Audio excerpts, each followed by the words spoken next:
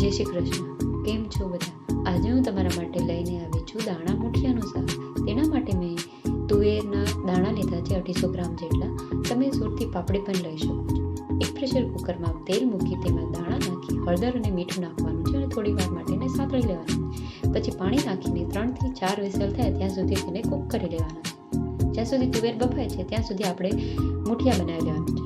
તો તેના માટે ઝીણી સમારેલી મેથી, એક નાની વાટકી જેટલો ચણાનો લોટ, 2 ચમચી જેટલા ઘઉંનો લોટ, 1 ચમચી રવાનો લોટ, આદુ મરચાં લસણની પેસ્ટ, ધાણા જીરું પાવડર, લાલ મરચું પાવડર, હળદર પાવડર, સ્વાદ અનુસાર મીઠું નાખવાનું છે,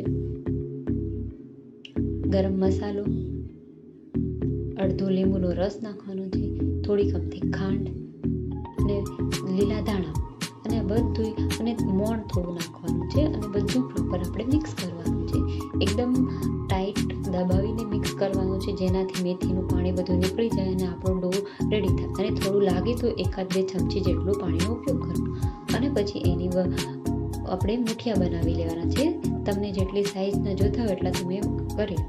પછી હવે આપણે અહીંયા તુવેરું બફાઈ ગઈ છે તો જોઈ લઈએ. જો કેવી સરસ બફાઈ ગઈ છે અને એક સાઈડ આપણું તેલ પણ ગરમ થઈ ગયું છે તો આપણે હવે મુઠિયા તળી લઈએ. ધીમા ગેસ ઉપર એકદમ ગોલ્ડન બ્રાઉન થાય ત્યાં સુધી તેને તળવાના છે. બંને સાથી બાજુ ઉલટ કરીને તેને તળી લો તો આપણા મુઠિયા પણ હવે તળીને રેડી છે.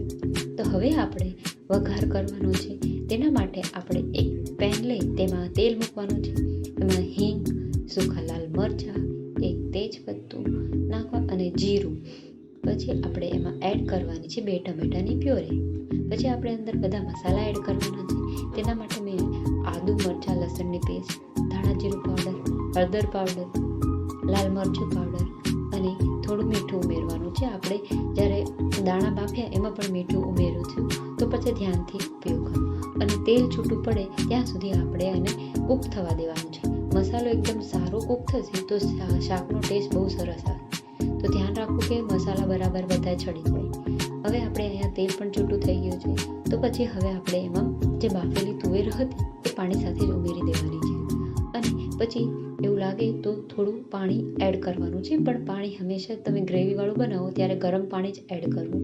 તેનાથી જે આપણે કુકિંગ પ્રોસેસ છે એ બંધ નહીં થાય. તો એ મેં થોડું પાણી ઉમેર્યું છે. થોડું પાણી વધારે જ ઉમેરવું કેમ કે આપણે મુઠિયા નાખીશું